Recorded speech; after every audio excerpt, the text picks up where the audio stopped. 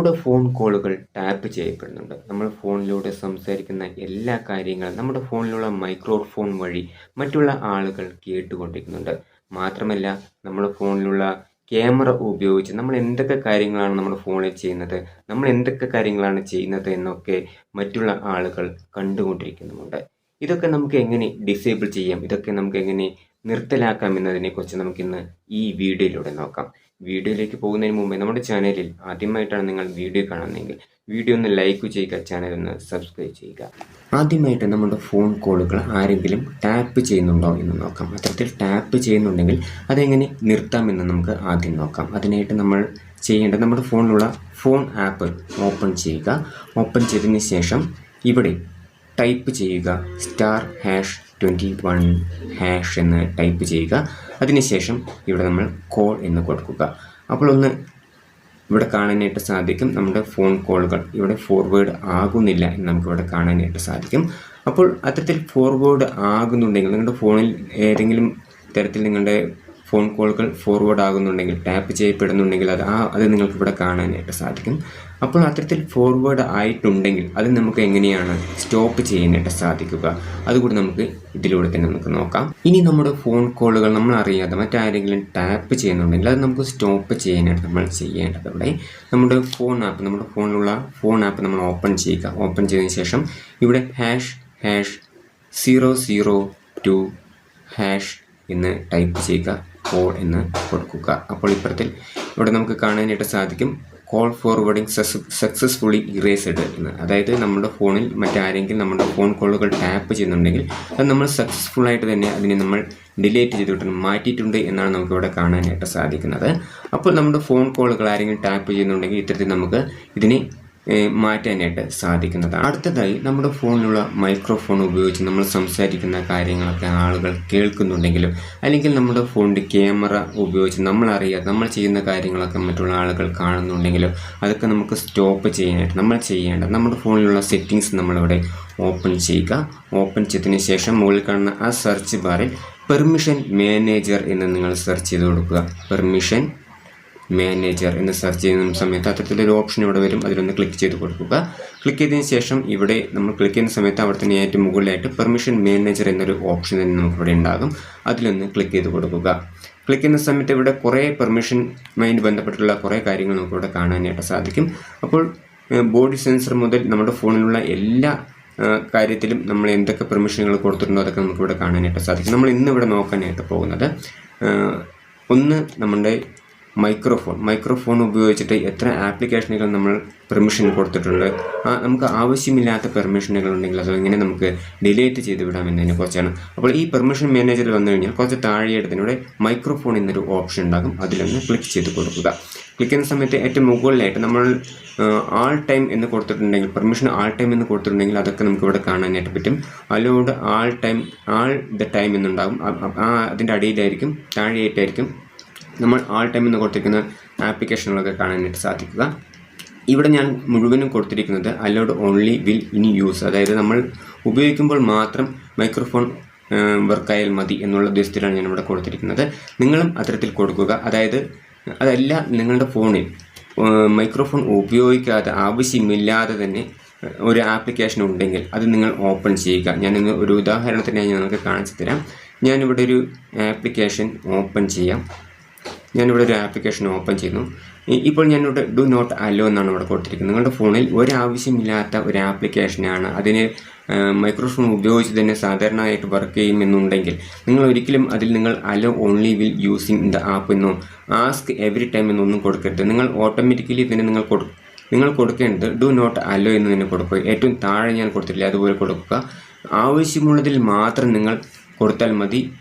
Ask every time എന്ന് കൊടുക്കാം, അല്ലെങ്കിൽ hello only will using the app എന്ന് കൊടുക്കാം. ആവശ്യമുള്ള ആപ്ലിക്കേഷനുകളാണെങ്കിൽ മാത്രം.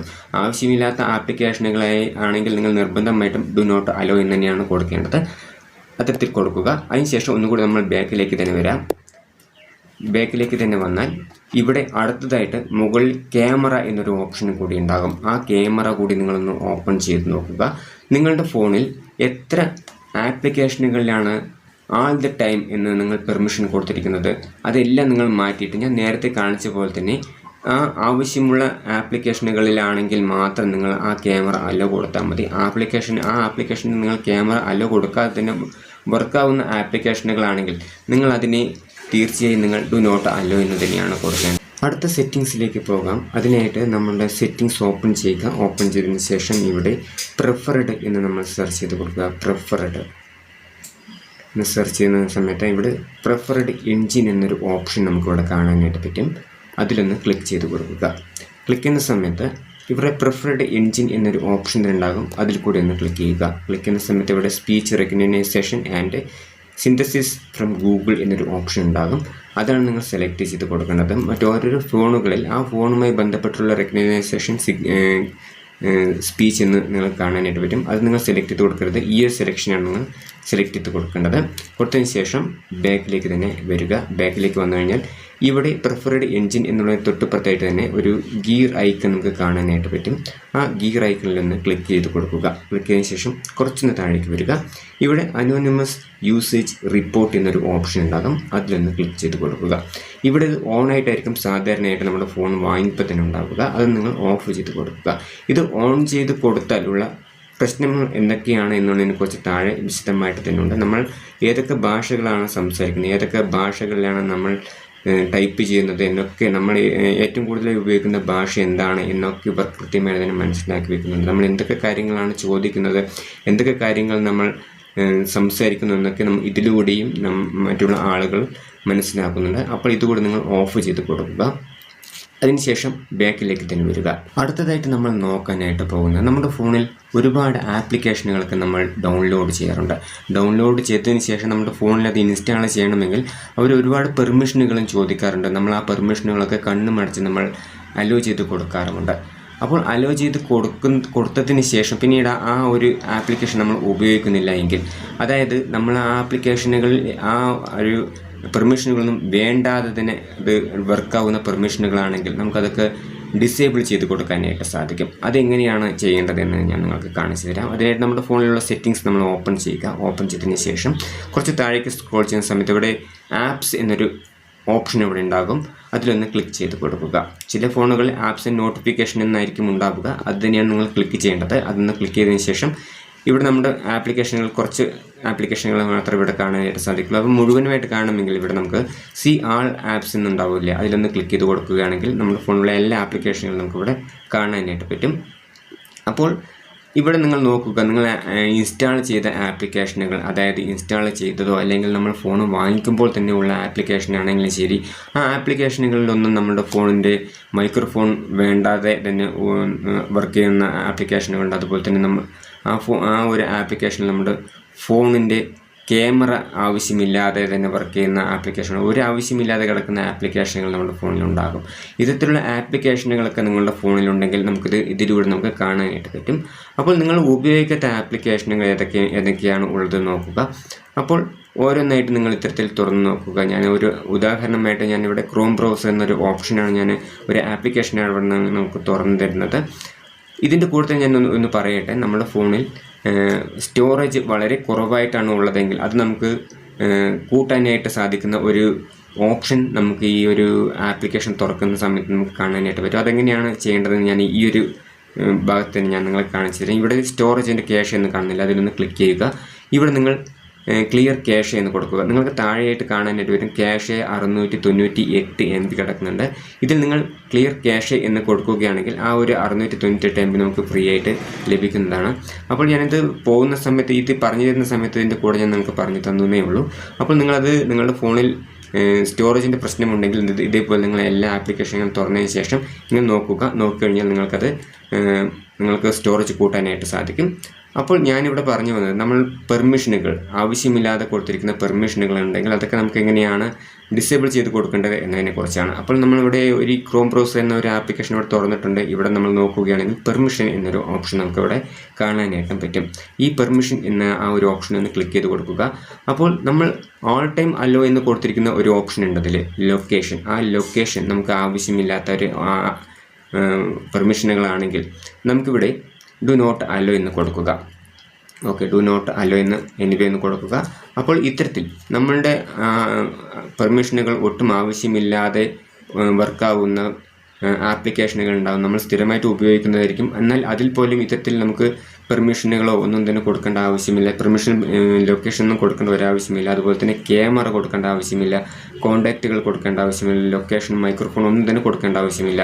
അത്തരത്തിൽ ആവശ്യമില്ലാത്ത ഒരു പെർമിഷനുകളൊന്നും അധികം ആവശ്യമില്ലാത്ത ആപ്ലിക്കേഷനുകൾ ഉണ്ടെങ്കിൽ ആ ഒരു ആപ്ലിക്കേഷൻ തുറന്നതിന് ശേഷം നിങ്ങൾക്ക് ആവശ്യമില്ല എന്ന് തോന്നുന്ന പെർമിഷനുകൾ നിങ്ങൾ ഡിസേബിൾ ചെയ്ത് കൊടുക്കുക. ഇത്തരത്തിൽ ഡിസേബിൾ ചെയ്ത് കൊടുക്കുക. അപ്പോൾ ഇതേപോലെ നിങ്ങൾ എല്ലാ ആപ്ലിക്കേഷനുകളും തുറക്കുക. അപ്പോൾ ഞാനിവിടെ ക്ലോക്ക് എന്നത് കൊടുക്കുന്നുണ്ട്. ഇവിടെ പെർമിഷനുകൾ ഒന്നും തന്നെ ഞാൻ കൊടുത്തിട്ടില്ല, നോട്ട് അലോ എന്ന് തന്നെയാണ് കിടക്കുന്നത്. അപ്പോൾ നിങ്ങൾ അതുപോലെ തന്നെ നിങ്ങൾ ഒട്ടും ഉപയോഗിക്കാത്തൊരു ആപ്ലിക്കേഷനാണ് നമ്മൾ ഫോൺ വാങ്ങിക്കുന്ന സമയത്ത് തന്നെ അത് ഡിഫോൾട്ടായിട്ട് വന്നിരിക്കുന്ന ആപ്ലിക്കേഷനുകൾ നിങ്ങൾക്കതൊന്നും ചെയ്യാൻ സാധിക്കുന്നില്ല എങ്കിൽ അതും നിങ്ങൾക്ക് ഇതിലൂടെ പരിഹരിക്കാനായിട്ട് സാധിക്കും. ഇവിടെ പെർമിഷൻ എന്നതിൽ തന്നെ ക്ലിക്ക് ചെയ്ത് കൊടുക്കുക.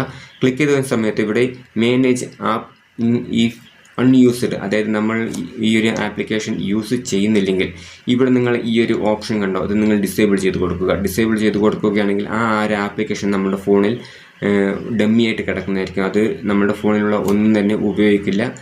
അപ്പോൾ നിങ്ങൾക്കത് എപ്പോഴെങ്കിലും ഉപയോഗിക്കണം എന്നുണ്ടെങ്കിൽ അത് നിങ്ങൾ ഓപ്പൺ ചെയ്യുന്ന സമയത്ത് നിങ്ങൾക്കതിൽ ആ ഒരു പെർമിഷൻ ഉണ്ടെങ്കിൽ മാത്രമേ വർക്കാവുള്ളൂ എന്ന് അവർ കാണിക്കുകയും നിങ്ങൾക്കത് എനേബിൾ ചെയ്ത് കൊടുക്കുകയാണെങ്കിൽ ആ ഒരു സമയത്ത് നിങ്ങൾക്കത് ഉപയോഗിക്കാനായിട്ടും സാധിക്കും.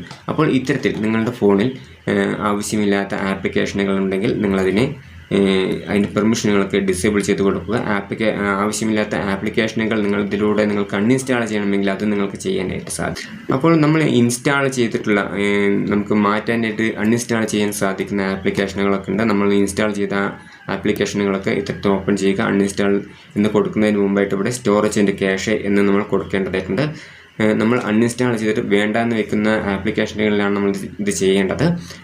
നമ്മളിത് അൺഇൻസ്റ്റാൾ ചെയ്യുന്നതിന് മുമ്പായിട്ട് ഇവിടെ ക്ലിയർ ക്യാഷിങ് കൊടുക്കണം, അതുപോലെ തന്നെ ക്ലിയർ സ്റ്റോറേജും കൊടുക്കണം. കൊടുത്തതിന് ശേഷം ബാക്കിൽ വന്നതിന് ശേഷം ഇവിടെ അൺഇൻസ്റ്റാൾ എന്ന് കൊടുക്കുകയാണെങ്കിൽ ആ ആപ്ലിക്കേഷനുമായി ബന്ധപ്പെട്ടുള്ള എല്ലാ കാര്യങ്ങളും നമ്മുടെ ഫോണിൽ നിന്നും പോകുന്നതായിരിക്കും. അപ്പോൾ ഇത്തരത്തിലൊക്കെ നിങ്ങളുടെ ഫോണിൽ ചെയ്ത് നോക്കുക. തീർച്ചയായും നിങ്ങളുടെ ഫോണിൽ നല്ല ഉപകാരം തന്നെയായിരിക്കും ഉണ്ടാവുക. അതുപോലെ തന്നെ പേഴ്സണൽ ഡീറ്റെയിൽസുകൾ നഷ്ടപ്പെടാതിരിക്കാനും അതുപോലെ തന്നെ നമ്മളുടെ അനുവാദമില്ലാതെ നമ്മുടെ ഫോണിൽ പ്രവർത്തിക്കുന്ന മൈക്രോഫോണും അതുപോലെ തന്നെ ക്യാമറയും ഒക്കെ നമുക്ക് ഓഫ് ചെയ്യാനൊക്കെ ഈ ഒരു സെറ്റിങ്സുകൾ ചെയ്യുന്നതിലൂടെ നമുക്ക് സാധിക്കുന്നതായിരിക്കും. ഇത്രയും കാര്യങ്ങളാണ് ഞാൻ നിങ്ങളുമായിട്ട് ഷെയർ ചെയ്യണമെന്ന് ഉദ്ദേശിച്ചത്. ഇതൊക്കെ നിങ്ങൾക്ക് ഉപകാരപ്രദമായെങ്കിൽ ഇപ്പോൾ തന്നെ നിങ്ങളുടെ ഫ്രണ്ട്സിന് എല്ലാവർക്കും ഈ വീഡിയോ ഷെയർ ചെയ്ത് കൊടുക്കുക. വീഡിയോ ഒന്ന് ലൈക്ക് ചെയ്യാനും ചാനൽ ഒന്ന് സബ്സ്ക്രൈബ് ചെയ്യാനും മറക്കരുത്. അടുത്തൊരു നല്ലൊരു വീഡിയോയുമായി വീണ്ടും കാണാം.